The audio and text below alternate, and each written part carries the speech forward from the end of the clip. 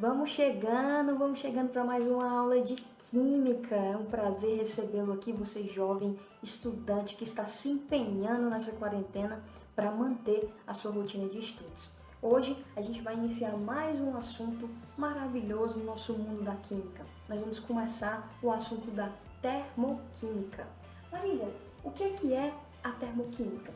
A termoquímica é a parte da química onde nós estudamos a troca de calor associada às reações químicas e as mudanças de fase, que o livro de vocês vai chamar de estados de agregação. Nada mais é do que a forma como a substância se encontra. Se a substância está mais agregada, ela está na forma sólida.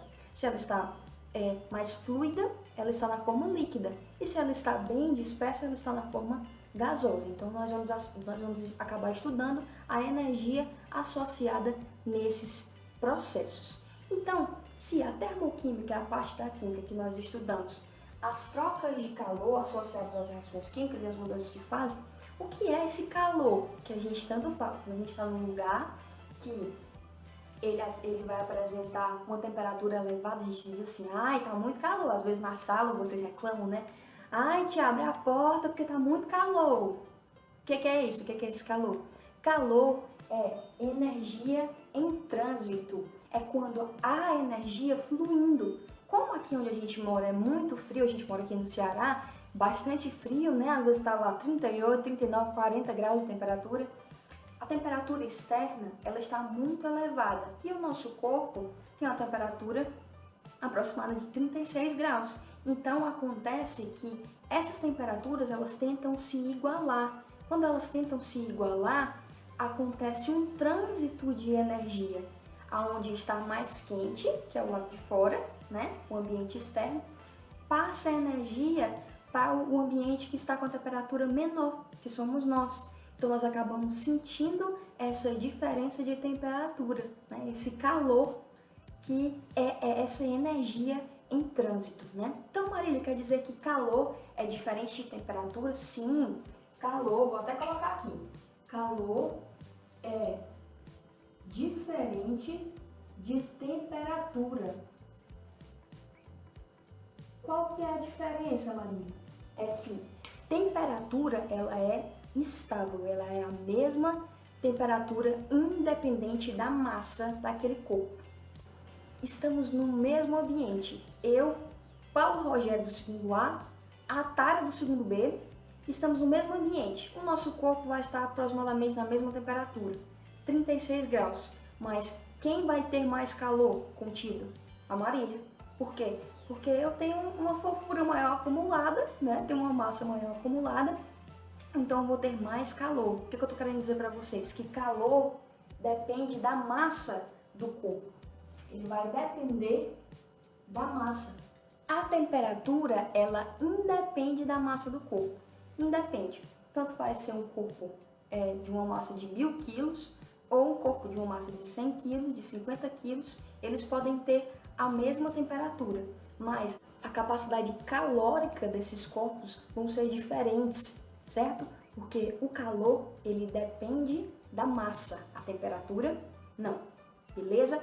Então, se calor é energia em trânsito, quando essa energia ela não está em trânsito, ela é chamada de quê? Ela é chamada de entalpia. Grava isso, entalpia. A gente vai usar muito isso durante todo o semestre. Então, quando essa energia ela não está em trânsito, ela está pertencente, inerente, intimamente ligada àquele corpo, ela é chamada de entalpia. A entalpia ela vai ser dada pela energia interna, que vai ser representada por esse U, que vai depender da pressão e do volume que aquele corpo possui, né? Essa fórmula é só para vocês compreenderem. Quando está em trânsito, a energia está em trânsito, é calor. Quando a energia é inerente àquele corpo, ela é chamada de entalpia. Para que aconteça uma transição de calor, precisa haver uma diferença de energia. Veja bem, se o calor está em trânsito, ou ele está saindo do corpo, ou ele está entrando no corpo. Concorda comigo? Ou ele está saindo, ou ele está entrando. De uma forma ou de outra, acontece uma diferença na energia interna desse corpo. Vamos supor que o corpo sou eu, certo? É a Marília. Se está saindo energia de mim, eu estou ficando mais fria, se essa energia está saindo de mim, então eu estou perdendo energia, beleza? Agora, se a energia está entrando, se tem energia entrando, então significa que eu estou adquirindo energia. A minha energia interna, ela está sendo alterada, certo? Então isso significa que a quantidade de calor, que eu vou chamar de Q, tá? Envolvida em um processo. Essa quantidade de calor envolvida no processo vai ser igual à diferença de entalpia desse corpo. Então vai ser igual à diferença de entalpia desse corpo. Essa diferença de entalpia é aquilo que vai ser mais importante para a gente nesse processo. Você precisa lembrar disso. Tudo que a gente vai estudar em trocas de calor associadas às reações químicas vai ser dado em relação à diferença de entalpia, que nada mais é do que a diferença de energia de um sistema, de uma reação química. Se a reação está liberando energia ou se a reação está absorvendo energia. Então nós temos dois tipos de reações termoquímicas, as reações endotérmicas e as reações exotérmicas. Olha qual que é a diferença entre elas. As reações endotérmicas, elas absorvem energia. Elas absorvem energia. O que é que significa dizer isso? Que a energia dos produtos, ela vai ser maior do que a energia dos reagentes. Quer um exemplo de reação endotérmica? Você já fritou um ovo? Já fritou um ovo? Não? Nunca fritou um ovo na vida? Toma vergonha e aprende a cozinhar, viu? Nessa quarentena aí, ó. É uma ótima oportunidade de você aprender a cozinhar nessa quarentena. Sabe fritar um ovo, rapaz? Tem vergonha. Quando a gente frita o ovo, o que acontece? A gente fornece energia para que o ovo ele tenha as proteínas ali desnaturadas, não é verdade? Então, o ovo acontece uma transformação, uma reação. Mas, para que essa reação aconteça, foi preciso que a gente fornecesse energia para que isso acontecesse. Então, a energia do produto, ela é maior do que a energia do reagente, né? Precisou fornecer energia para que esse processo pudesse acontecer. Quando a gente traduz para a fórmula, o que é que isso vai dar? Vou chamar de entalpia dos reagentes e entalpia dos produtos. A entalpia em uma reação endotérmica, ou seja, uma reação que absorve energia, a entalpia dos reagentes vai ser menor do que a entalpia dos meus produtos. Então eu precisei absorver energia, certo? Então é importante a gente ressaltar que ΔH, caso vocês não recordem, né? Quando toda vida que a gente trabalha com delta, o que é o delta? Delta, nesse caso, ΔH, vai ser igual a entalpia, né, que é o meu H, dos produtos menos a entalpia dos reagentes. Por quê? Porque vai ser sempre o final menos o inicial. No nosso caso, o final, quem é? Os produtos. Então, vai ser os produtos menos os reagentes, tá ok? Então, variação de entalpia vai ser a entalpia do produto menos a entalpia dos reagentes. Então, quando a gente considera essa fórmula de ΔH, em uma reação endotérmica, a gente acaba percebendo que os produtos eles vão ter uma energia maior que a energia dos reagentes. Então, o que isso vai acontecer? Vai acontecer que ΔH, se esse aqui é maior, então esse ΔH vai ser positivo.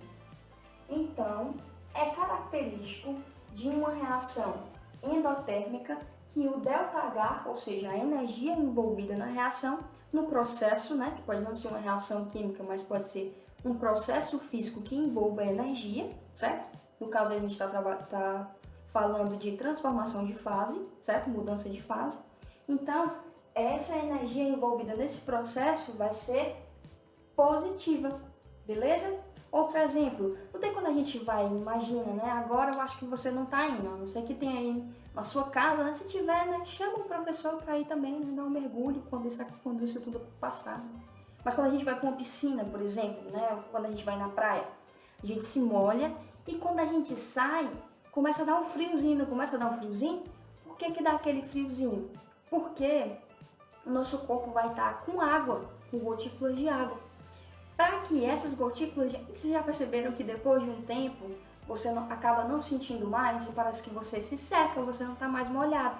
Por que que isso acontece? Porque essas gotículas de água, elas roubam energia do seu corpo para que elas evaporem. Então, quando elas roubam energia do seu corpo, elas estão tirando energia de você. Você acaba sentindo frio, porque elas estão tirando a energia de você, você fica com frio e esse é um processo endotérmico.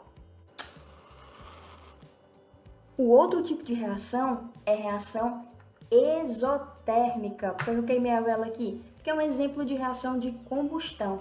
O que acontece numa reação de combustão? Ela vai liberar energia, né? Por isso que fica quente, por isso que a temperatura se eleva, porque tem energia sendo liberada para o ambiente. Então, nas reações de combustão, como vocês já podem ter percebido, como é uma reação que vai liberar calor, a reação, se eu libero calor, é uma reação exotérmica. O que isso significa? Significa que a energia, a entalpia dos reagentes vai ser maior que a entalpia dos produtos. É por isso que vai ser uma reação que libera calor. Por quê? Porque eu tinha uma certa quantidade de energia e eu liberei para o ambiente. Como eu libero para o ambiente, então eu perco calor. É uma reação exotérmica. Quando a gente trata de ΔH aqui, então eu vou ter um ΔH negativo. Quando esse valor de ΔH estiver negativo, significa que nós estamos tratando de uma reação exotérmica. Então, para vocês poderem observar essas reações graficamente, eu coloquei aqui para vocês verem um exemplo, o mesmo exemplo que A mais B, dando C mais D, mas agora em forma gráfica, para que quando vocês enxerguem os gráficos por aí nas questões, no Enem, quando vocês forem fazer, vocês saibam identificar. Então aqui nós temos um gráfico que vai tratar de entalpia, né? Ou seja, a energia aqui, que é a entalpia, pelo desenvolvimento da reação. Então nós vamos ter aqui os reagentes, A mais B, né? Que são os meus reagentes, e depois da transformação, depois da reação química, depois do processo que foi sofrido, os produtos. E aqui vocês observam que a energia, ou seja, a entalpia, né, dos reagentes é menor do que a entalpia dos produtos. Quando você observa um gráfico desse estilo em que o produto tem uma energia mais elevada do que os reagentes, você sabe que você está diante de um gráfico de um processo endotérmico. Aqui eu coloquei um exemplo para vocês. Por exemplo, quando nós reagimos hidrogênio com iodo, gerando iodeto de hidrogênio, nós vamos ter uma reação endotérmica. A energia envolvida nesse processo é de mais 25 quilocalorias por mol, ou seja, é necessário absorver, fornecer para esse sistema 25 quilocalorias para que 1 mol de gás hidrogênio junto com 1 mol de gás iodeto se transformem em 2 mols de iodeto de hidrogênio. Beleza? Já em uma reação exotérmica, nós temos o inverso. Nós observamos um gráfico em que a entalpia dos reagentes é maior do que a entalpia dos produtos. É o estilo de um gráfico de uma reação, de um processo exotérmico, certo? Quando você observar isso, você vai observar que é um processo exotérmico. Um exemplo é quando temos a reação entre hidrogênio e oxigênio, 1 mol de hidrogênio com meio mol de oxigênio, gerando 1 mol de água. Para que esse processo possa acontecer, é necessário fornecer energia, e aí ΔH é negativo, como a gente já tinha falado aqui em cima.